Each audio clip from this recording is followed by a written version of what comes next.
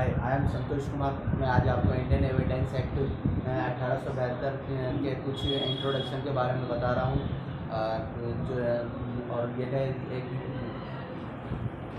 Indian evidence act. Generally सामान्यतः हम जानते हैं कि जो विधि या कानून दो प्रकार का होता है। एक तो होता है मूलभूत विधि। मूलभूत विधि वह होती है जो हमें अपने अधिकारों और दायित्वों के बारे में बताती है। जो अधिकार और दायित्वों के बारे में बताती है वो मूल विधि है। दूसरी विधि होती है प्रक्रियात्मक विधि।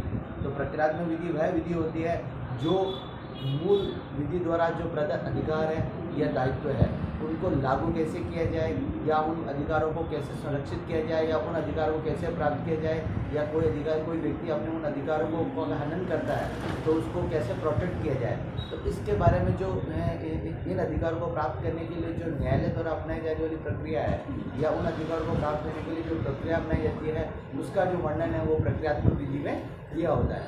तो भारतीय साक्ष्य अधिनियम अगर देखा जाए तो एक प्रकार से क्या है, प्रक्रियात्मक विधि है। तो इसके बारे में हम थोड़ा सा स्टेप बाय स्टेप डिस्कशन करते हैं, जो कि निम्न प्रकार है। सबसे पहले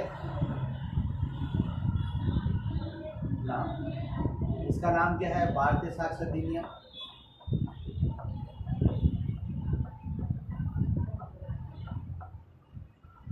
भारतीय साक्ष्य अधिनियम है इसका नाम, वो भी 1872।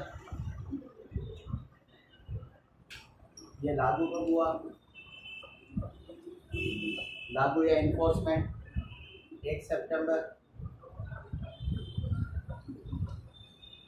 1872 को लागू हुआ। कहाँ का लागू हुआ, स्थान आज की परिस्थिति में, पहले जम्मू कश्मीर को छोड़कर संपूर्ण भारत में लागू था, परंतु आज की परिस्थिति में यह संपूर्ण भारत में लागू है। संपूर्ण भारत में। और इसका बिल, ये जो ड्राफ्ट किसने तैयार किया था इसका, ड्राफ्ट सर हेनरी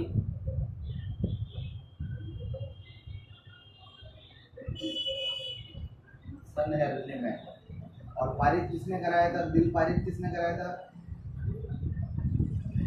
बिल पारित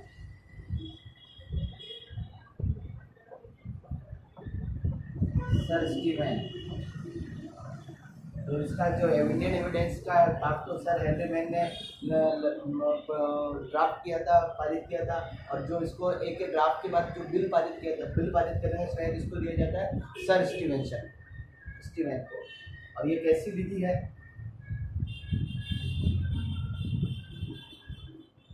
विधि लेक्स फोरिडी, लेक्स फोरिडी यानी स्थानीय विधि।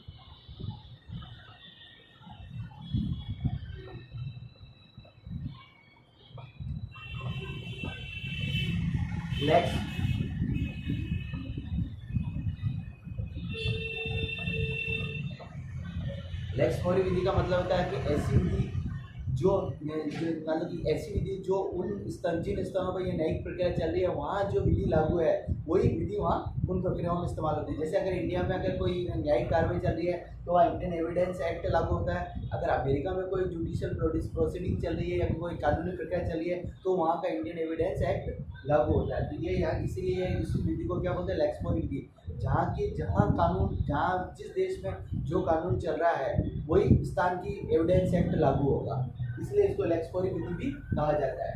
दूसरा, ये एक प्रक्रियात्मक विधि है। कैसी विधि है, ये एक प्रक्रियात्मक विधि है। तो ये बताती है कि जुडिशियल प्रोसीडिंग में साक्ष्य किस प्रकार दिया जाता है और साक्ष्य को किस प्रकार लागू किया जाता है, और किसी भी अधिकार को साबित करने के लिए किस प्रकार का साक्ष्य दिया जाएगा और उसको न्यायालय में किस तरह साबित किया जाएगा। और मूल रूप से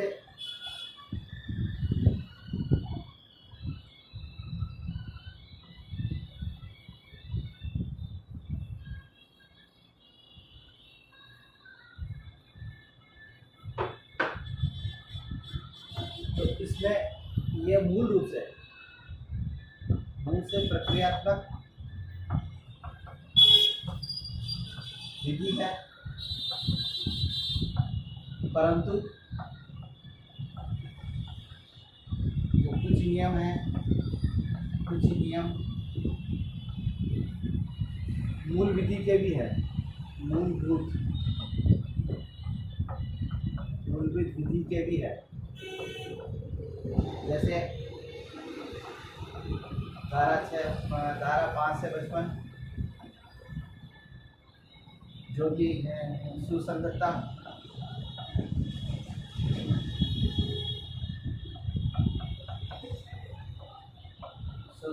के नियम है, और धारा 115 से 118 विबंध के नियम है।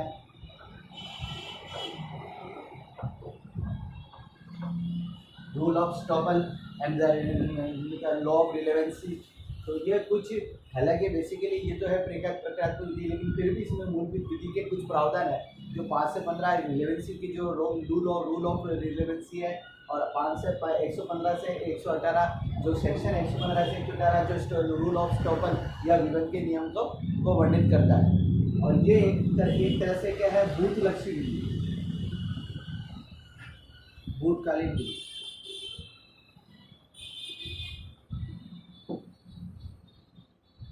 भूतलक्षी,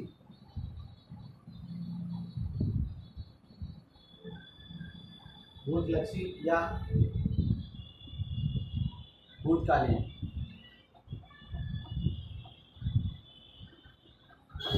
विधि है। अर्थात जब यह विधि लागू, उसके बाद से ये जैसे ये एक्ट इनेक्ट हुआ है, उसके बाद की जुडिशियल प्रोसीडिंग पर यह जो एक्ट लागू होता है, उससे पहले वाली विधि है, जिस एक्ट बनने से पहले जो जुडिशियल प्रोसीडिंग है उस पर ये अप्लाई ना होकर के, बल्कि जिस दिन ये लागू हुआ उसके बाद के सभी नई प्रक्रियाओं में इंडियन एविडेंस का प्रयोग किया जाता है। भूतलक्षी विधि का मतलब ये होता है।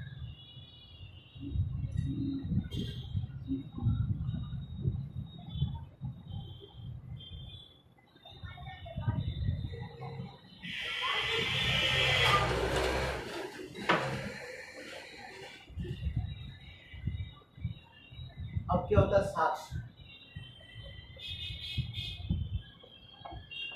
साक्ष्य क्या होता है? साक्ष्य क्या होता है? या तो कथन, कोई कथन हो सकता है, या कोई तथ्य हो सकता है, या कोई दस्तावेज हो सकता है। कोई तथ्य, कथन या दस्तावेज जिसमें प्रमाण देने की शक्ति हो, जिसमें प्रमाण देने की शक्ति है। यानी कि ऐसा कोई भी बात या कथन, तथ्य या दस्तावेज जो ये प्रूव कर सके, या जो जिसमें प्रूव करने की पावर हो, वो आपका क्या कहलाता है? साक्ष्य या एविडेंस कहलाता है।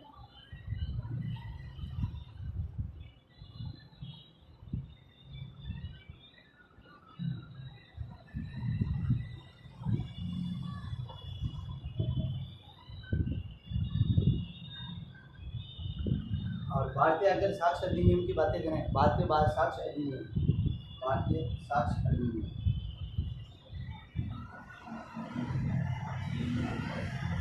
जो मूल रूप से धारा 1 से 167 तक कवर होता है। तो हम अगली बार से धारा 1 के बारे में वर्णन करेंगे। इंडियन एविडेंस एक्ट का धारा 1 क्या कहती है?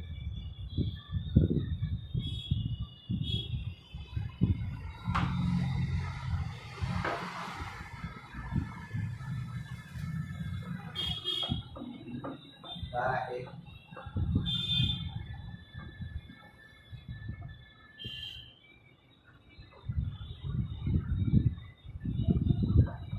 सेक्शन नंबर 1 उसके इन्फोर्समेंट के बारे में बताता है कि कब लागू हुआ। हमने पहले डिस्कस कर लिया, 1 सितंबर 1872 में हुआ, संपूर्ण भारत पर लागू है, और यह किन किन स्थानों पर लागू है। तो ये जो इंडियन एविडेंस है, सभी न्यायिक प्रक्रियाओं में, सभी न्यायिक प्रक्रियाओं पर लागू होता है। सभी न्यायिक प्रक्रियाओं पर यह क्या होता है? लागू होता है। परंतु परंतु ये माध्यस्थम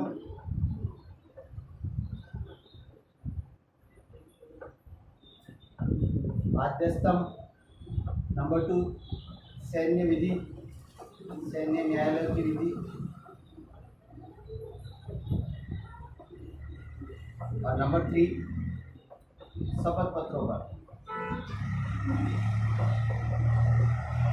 तो इंडियन एविडेंस एक्ट क्या है, सभी प्रकार की न्यायिक प्रक्रियाओं में लागू होता है, चाहे वो सिविल प्रक्रिया हो चाहे क्रिमिनल, सिविल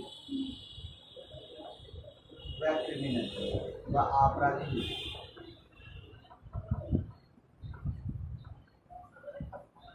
आपराधिक विधिक कार्रवाई और केवल सिवाय इनके 3 अपवाद है, मध्यस्थम की कार्रवाई पर यह आर्बिट्रेशन की जो भी प्रोसीडिंग होती है उस पर लागू नहीं होता है, सैन्य न्यायालय की विधियों पर लागू नहीं होता है और शपथ पत्रों पर लागू नहीं होता है। धन्यवाद।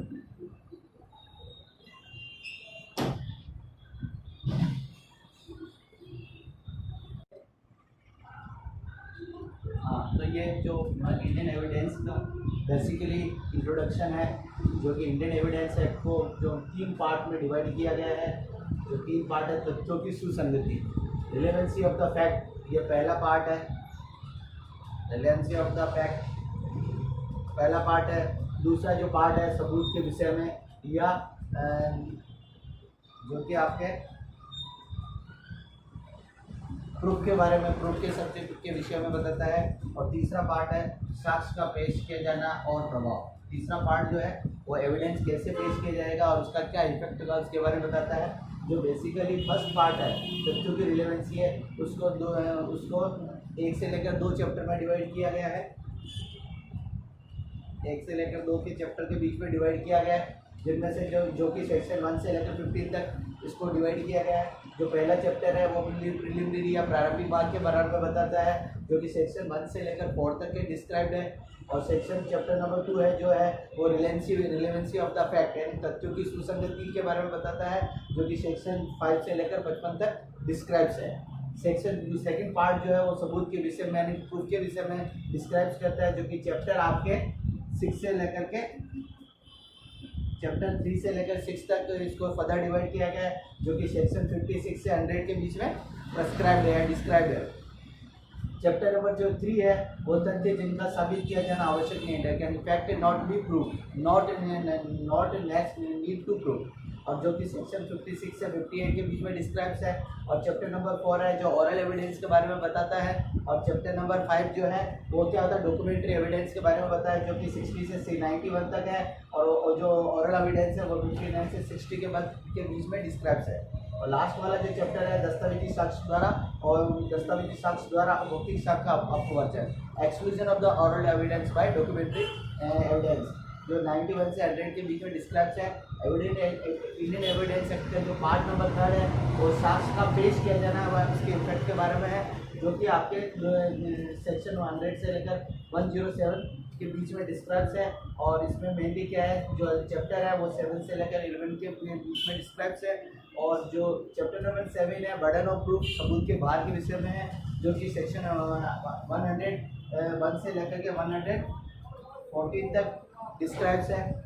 और चैप्टर नंबर 8 जो रूल ऑफ स्टॉपल यानी विबंध के नियम के बारे में प्रावधान करता है, वो चैप्टर नंबर 115 से 117 के बीच में डिस्क्राइब्स है। और सेक्शन चैप्टर नंबर 9 साक्ष्य के विषय में एविडेंस टेस्टामेंट्री या साक्ष्यों के विषय में, जो 118 से 134 के बारे के बीच में प्रावधानित है। और चैप्टर नंबर 10 जो है साक्ष्यों की परीक्षा एग्जामिनेशन ऑफ द विटनेस के बारे में है, जो 135 से 166 पर डिस्क्राइब है। सेक्शन नंबर और लास्ट वाला चैप्टर है चैप्टर नंबर 11, जो क्या है साक्ष्य के अनुचित ग्रहण या अनुचित ग्रहण के प्रभाव के बारे में शो के बारे में बताता है, जो कि सेक्शन 167 में डिस्क्राइब्स है। इस प्रकार इंडियन एविडेंस का ये बेसिकली जो 3 पार्ट हैं, 3 पार्ट में जो पहले वाले पार्ट में 2 अध्याय हैं, तीसरे पार्ट में 3 से लेकर 6 अध्याय हैं, और लास्ट वाले पार्ट में वो 2 से लेकर के 7 से लेकर 11 तक के अध्याय है। यह बेसिक इंडियन एविडेंस का एक्ट का बेसिक स्ट्रक्चर है और उसको फर्दरली इस प्रकार क्लासिफाइड किया गया है। और इसके बारे में अपन नेक्स्ट वीडियो में इसके आगे अपन नेक्स्ट वीडियो में धारा 1 से लेकर के 5 तक डिस्क्राइब करेंगे। Okay, thank you. Bye bye.